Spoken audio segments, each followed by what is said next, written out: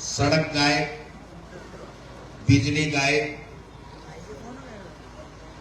स्कूलों में टीचर नहीं, एक से बढ़कर एक समस्या। लेकिन ये पर्ची सरकार के कान में जो भी नहीं रहा। पौने 2 साल में एक भी काम बता दो जो इस बीजेपी की सरकार ने कुछ किया। एक योजना बता दो। कभी तो ले आते एक पेड़ मां के नाम, एक पेड़ मां के नाम अभियान चलाते हैं और लाखों पेड़ काटने के लिए अडानी को जमीन दे देते हैं। लाखों पेड़। स्कूलों में जब मैं शिक्षा मंत्री था, कांग्रेस की सरकार थी, तो 1 करोड़ बच्चे सरकारी स्कूल में निःशुल्क पढ़ते थे। आज 67 लाख है। जब अपनी सरकार थी कांग्रेस की तो 14,000 करोड़ का कर्जा माफ हुआ था। किसी का 2 लाख, किसी का 1 लाख, किसी का 1.5 लाख, जितना था उतना कोऑपरेटिव बैंक। और हमने ये भी कहा था कि मोदी जी आप अपना सेंटर का हिस्सा दे दो, स्टेट का हिस्सा हम दे देंगे, हमारी सरकार दे देगी। नेशनलाइज बैंकों में, राष्ट्रीय बैंकों में भी किसान का तमाम कर्जा माफ होना चाहिए। उन्होंने नहीं किया। पूरा पैसा नहीं दिया सरकार को, फिर भी एक से एक बढ़ के योजनाएं लेकर के आए। और आज केंद्र भी इनके कब्जे में है, डबल इंजन की सरकार है, 1 रुपए का काम नहीं। ऐसे में इस उपचुनाव से कौन जीते कौन हारे, न सरकार की सेहत पे फर्क पड़ेगा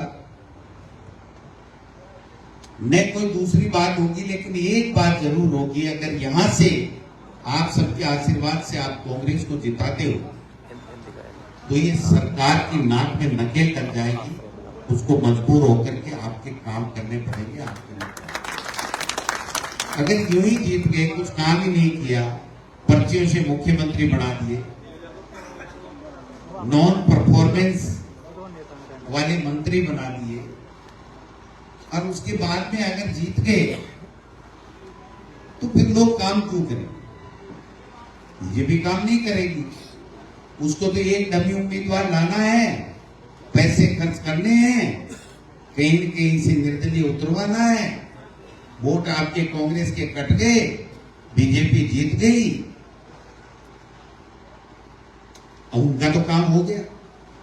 हिंदू मुस्लिम कर दिया, धर्म की बात कर दी, जाति की बात कर दी, झूठे आरोप लगा दिए। अब आप बताओ, बीजेपी का प्रदेश अध्यक्ष ये कह रहा है कि प्रमोद जैन भैया के भ्रष्टाचार के आरोप है। मैं पूछना चाहता हूं उस मदन राठौड़ साहब से कि आपकी दोनों जगह सरकार है, आप एक जांच का कागज बता दो कि हमने ये शिकायत दी, ये जांच हुई, इसमें ये दोषी पाया गया, आप जो कहो सो हम कर लेंगे।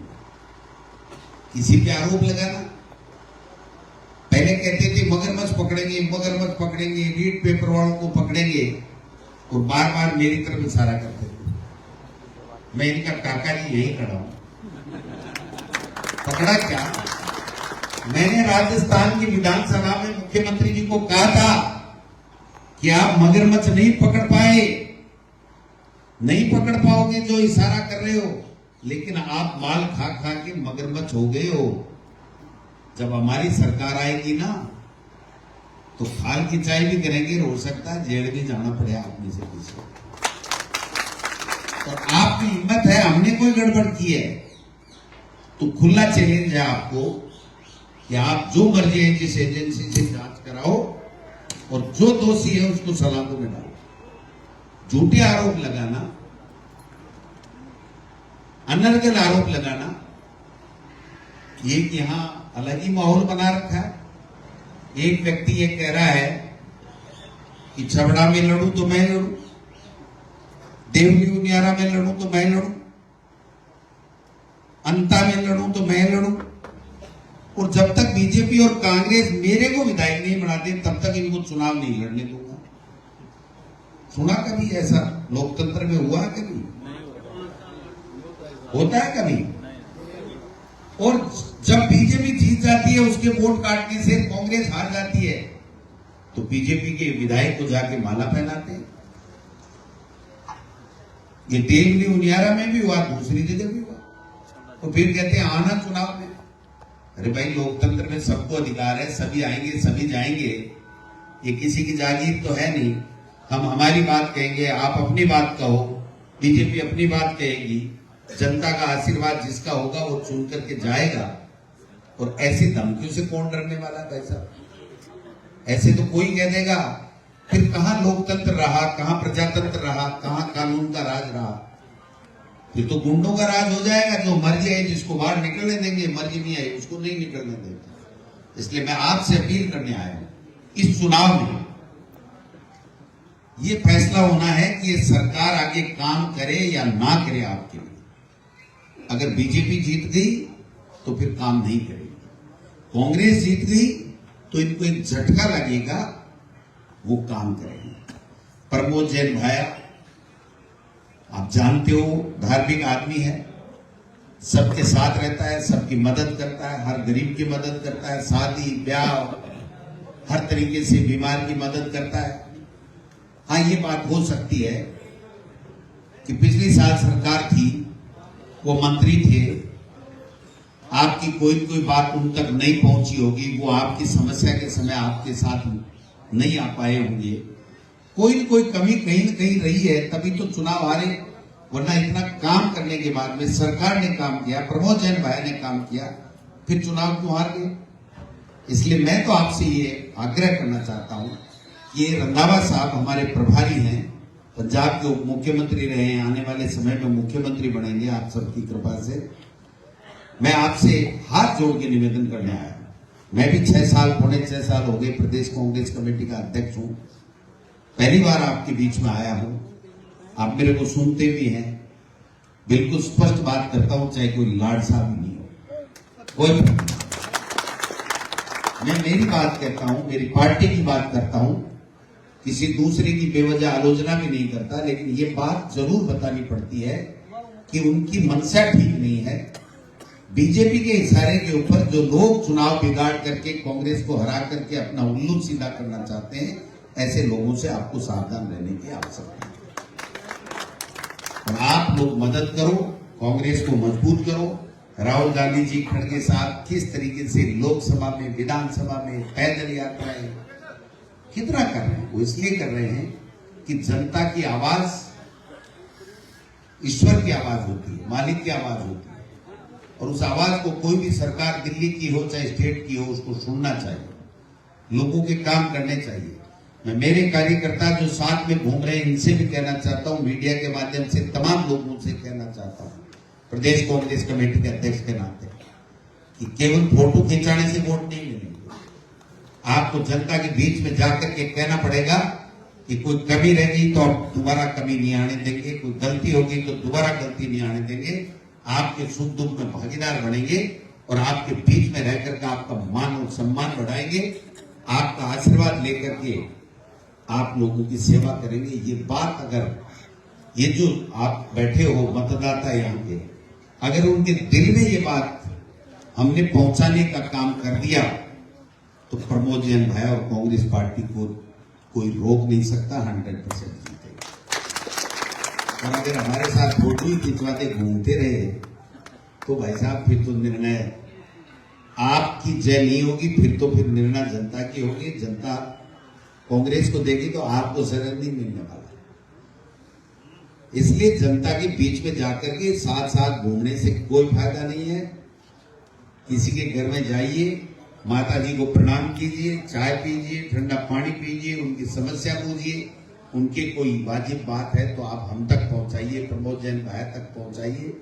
जिला कलेक्टर से बात करनी हो, एसडीएम से बात करनी हो, ये बात कीजिए। जनता को ये लगना चाहिए, उनके दिल में ये विश्वास पैदा होना चाहिए कि ये मेरे लिए काम कर रहा है, मेरी समस्या के समाधान के लिए काम कर रहा है, फिर वोटों की कोई कमी कोई भी नहीं रहती है।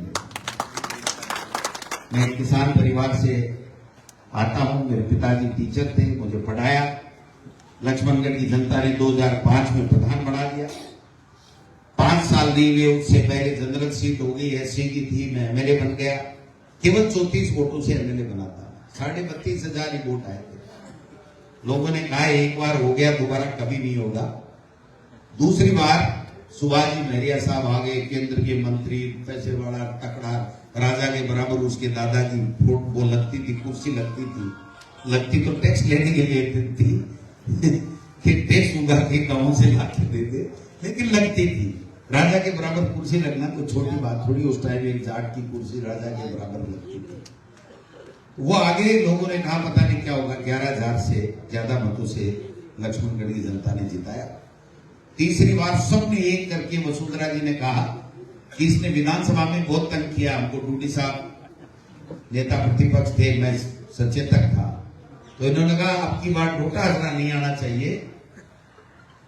तो आपको पता है 22,500 से मेरे लक्ष्मणगढ़ की जनता ने और अब की बार फिर सुभाष जी महरिया साहब और राजेंद्र राठौड़ साहब ने चैलेंज दिया कि दोनों में से एक गाएगा। बात तो उनकी सही निकली, लेकिन वो नहीं है और मैं आया। वो इसलिए मैं मेरी कहानी इसलिए कह रहा हूं कि जनता का दिल जीतता है वही सच्चा नेता होता है। उसको फिर वोट के लिए ज्यादा हाँ नहीं करना, जनता का जीतना पड़ता है भाई साहब। 4, 5, 10, 20 जो चमचे होते हैं उनका दिल तो कोई जीत ले, उनको माल खिलाओ, उससे कोई पार नहीं पड़ने वाला। इसलिए कहीं न कहीं किसी न किसी रूप में चूक रही होगी, लेकिन मैं और रमदागा साहब आपको विश्वास दिलाना चाहते हैं कि अंता विधानसभा क्षेत्र से कांग्रेस जीतने के बाद में एक भी आदमी को यह नहीं कहना पड़ेगा कि हमारे कांग्रेस के नेता हमारी सुनते नहीं, हमारे बीच में। यही बात कहने के लिए आया हूं। वोट तो आपके दिल में जचेगी तो दोगे। अगर दिल में मेरी बात आपके घुस जाएगी तो वोट ही वोट है, और नहीं तो भाई जी माला पैरी चाय नाश्तो करो, धूप मूठा मेरे गाड़ी में बैठा चले। इसलिए मैं दिल से बात करता हूं। बीजेपी को चुभती है, आरएसएस को चुभती है, वो हमेशा कहती है कि डूटा जरा ज्यादा क्यों बोलता है, और तो नहीं बोलता। जिसमें जिगरा होता है ना, वो चैलेंज देता है और चैलेंज स्वीकार करता है। भजन लाल जी क्या चैलेंज देते साहब, खुद का ही पता नहीं कब चिट्ठी दोबारा आ जाए। हमारे रंधावा साहब बहुत जोरदार बात करते कि पर्ची, हमको जब परीक्षा होती थी, बच्चे होते थे तो पर्ची आती थी कि ये टीप ले, लेकिन जो लक्षण जिसमें नहीं होते थे ना ढंग के, जिसमें बुद्धि औसत से भी कम होती थी, वो पर्ची से भी टीप के पास नहीं होता। तो हमारे मुख्यमंत्री हैं, पर्ची आके भी सही काम नहीं कर पा रहे। अब मैं क्या करूं बताओ। और एक मुख्यमंत्री इतना लाचार, झालावाड़ में 7 बच्चे मर गए, हेलीकॉप्टर सज गया, मुख्यमंत्री जी स्टेट हैकर तक एयरपोर्ट के पास में आ गए और वसुंधरा जी ने वहां से टेलीफोन किया, अच्छा झालावाड़ जा रहा है भजनलाल, और भजनलाल ने वापस कहा नहीं मैडम, मैं तो ऐसे ही स्टेट हैकर में भ्रमण करने आया। अभी भी मैं आपको लिख के दे रहा हूं, बिना परमिशन वो 12 में अंता विधानसभा क्षेत्र में मुख्यमंत्री नहीं घुस सकता। जो व्यक्ति इतना कमजोर हो वो आपका क्या भला करेगा, ये मैं निवेदन करने के लिए। मेरा मकसद इंसल्ट करना नहीं है, हमारा भी मुख्यमंत्री है, केवल बीजेपी का नहीं है, लेकिन मुख्यमंत्री होकर के अगर इतना कमजोर हो कि 7 बच्चे मर गए फिर भी नहीं आ सका, उपचुनाव है फिर भी बिना परमिशन नहीं आ सके, तो फिर आपके बच्चों को नौकरी दे देंगे, आपका भला कर देंगे, आपके लिए कोई बड़ी योजना ला देंगे। उनका ऊपर से ऊपर पूंछ है ओम बिरला जी, इसके अलावा कोई पूंछ नहीं है। और वो देखो मीठा महाजन है, समोसे खाओ, गुलाब जामुन खाओ, अच्छा नाश्ता करा के हाथ फेर के वापस भेज देता है कि आपकी कुर्सी सलामत रहेगी, आप निश्चिंत होकर चले जाओ। मेरी प्रधानमंत्री जी और अमित शाह से बात हो गई। अब बात तो पता नहीं होती कि नहीं होती, हमने तो देखा नहीं, हम तो जाते थे। तो इसलिए भाइयों मैं आपसे निवेदन करना चाहता हूं, अगर किसान का कर्जा माफ करने की शुरुआत की तो मनमोहन सिंह जी ने 72,000 करोड़ का, और फिर कांग्रेस की सरकार ने, अशोक गहलोत जी ने 14,000 करोड़। अगर किसी का भैंस मर गई, गाय मर गई, उसको 40,000 रुपए देने की शुरुआत की तो वो कांग्रेस पार्टी है। अगर नरेगा में काम देने का किसी ने शुरुआत की तो कांग्रेस पार्टी। अगर भूखे को 2 रुपए किलो गरीब को गेहूं देने की बात की तो वो कांग्रेस पार्टी। अगर निःशुल्क पढ़ने के लिए व्यवस्था की तो वो कांग्रेस पार्टी। अगर अंग्रेजी मीडियम में निःशुल्क पढ़ाई की बात की तो वो कांग्रेस पार्टी। अरे तो नोट बंद किया, नोट बंद करने के अलावा कुछ किया? झूठ बोलने के अलावा प्रधानमंत्री जी ने कुछ किया? विदेशों में भ्रमण करने के अलावा प्रधानमंत्री जी ने कुछ किया?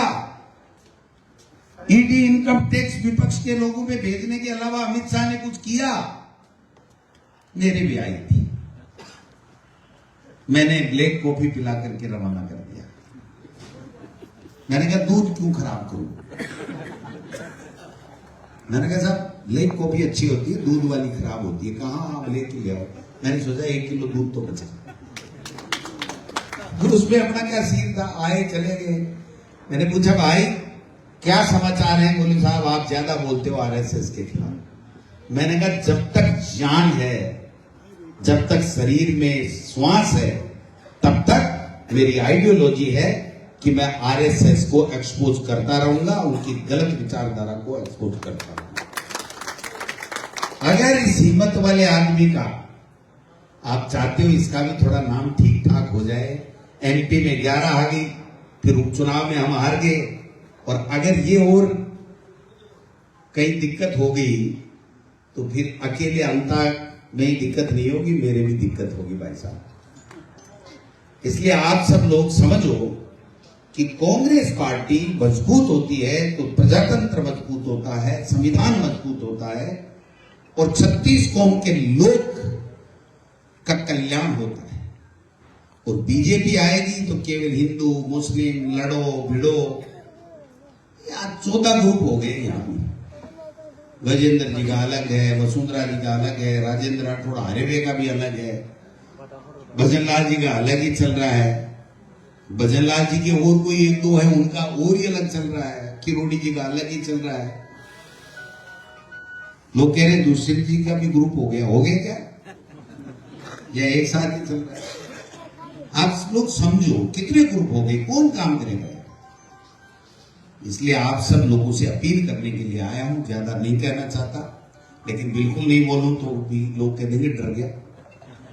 बात तो चलती है ना, जब मुद्दे की बात नहीं करो तो लोग कहेंगे नहीं साहब हमारे इधर कहते हैं गोची खा गया।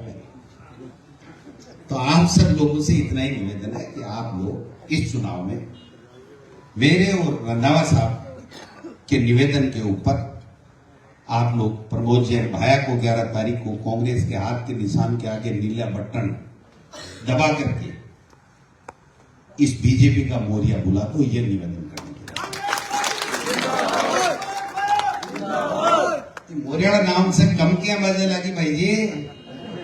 वो जो गमछा है ना, गमछा, वो तो मोदी जी ने भी कल परसों नकल की बिहार में, लेकिन बैठा नहीं।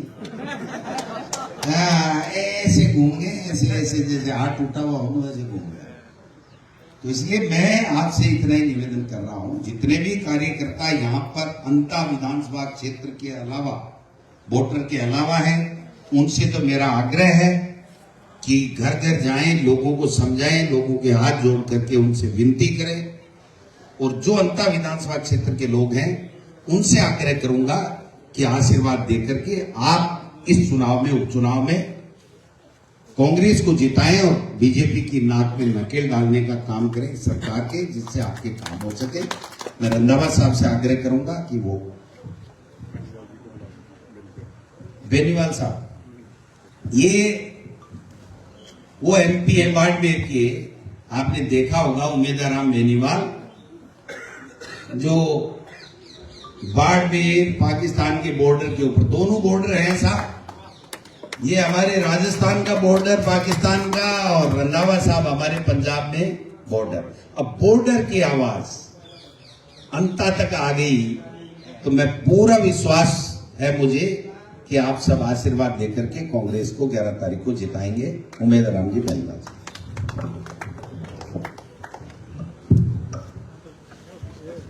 Congress party, Congress party.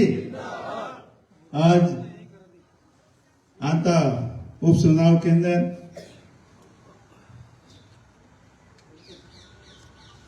प्रमोद जैन भैया जी के समर्थन में इस चुनावी सभा में हमारे बीच में पधारे राजस्थान के प्रभारी साहब रंधावा साहब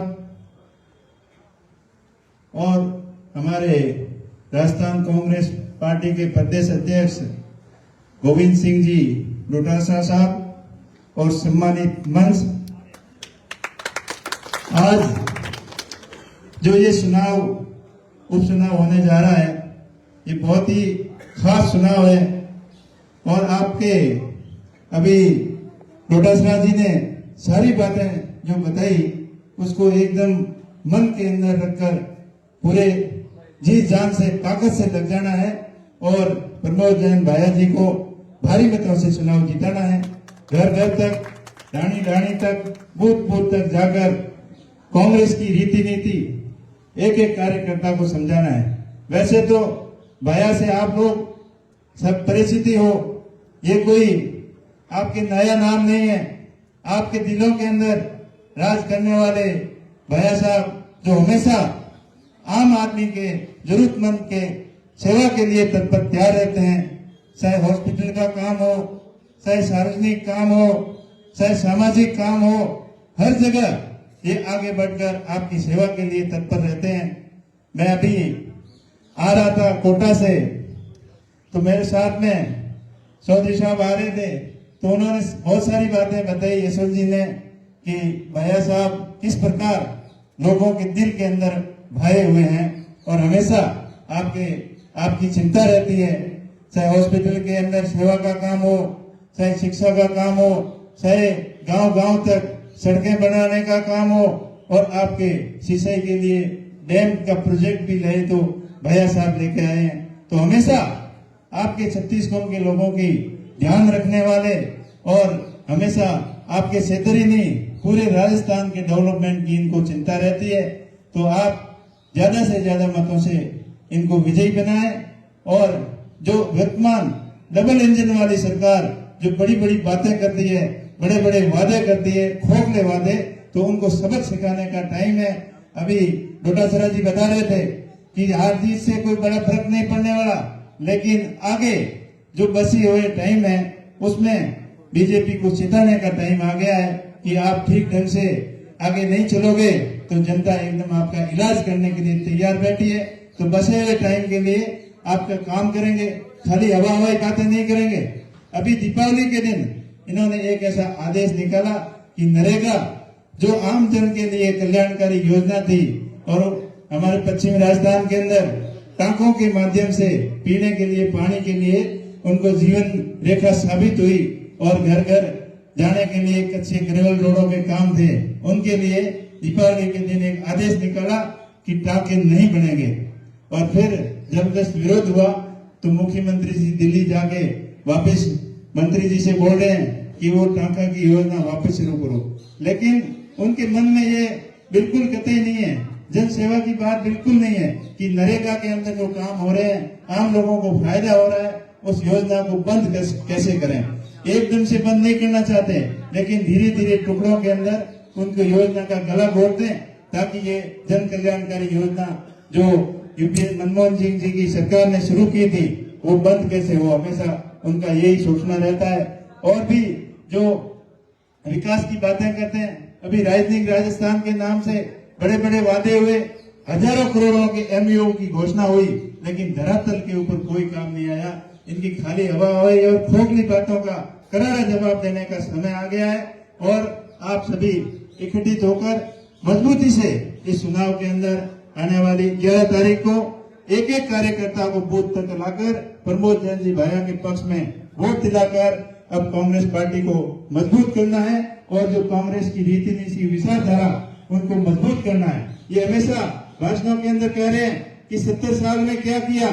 70 साल में तो बहुत कुछ हुआ, यहाँ की शिक्षा की व्यवस्था हो, चाहे सिंचाई की व्यवस्था हो, हरित क्रांति जो लेके आई कांग्रेस सरकार लेके आई, बड़े बड़े ड्रीम प्रोजेक्ट, डैम का बात करें, बिजली के प्रोजेक्ट की बात करें, शिक्षा के क्षेत्र की बात करें, आईटी के क्षेत्र की बात करें, या डेवलपमेंट के अंदर चाहे देश के अंदर IIM हो, IIT हो, एम्स जैसी बड़ी संस्थाएं हैं, ये सारी कांग्रेस सरकार के अंदर आई है।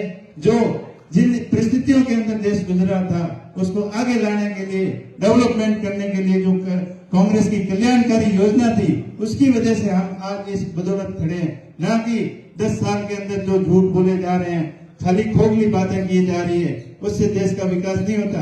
विकास करने के लिए हिम्मत रखनी पड़ती है, जज्बा रखना पड़ता है और कड़े डिसीजन लेने पड़ते हैं। वो सत्ता कांग्रेस पार्टी के नेतृत्व के अंदर है। तो इसलिए अब ज्यादा बात करने की जरूरत नहीं है कि डोटासरा जी ने बहुत सारी बातें बता दी। आप उन सबका ध्यान रखते हुए आने वाले 11 तारीख को मजबूती से भाया जी के समर्थन में ज्यादा से ज्यादा मतदान करके इनको जिताना है और कांग्रेस पार्टी को मजबूत करना है, बीजेपी को सबक सिखाना है। इन्हीं शब्दों के साथ आप सभी का बहुत बहुत आभार, बहुत बहुत धन्यवाद।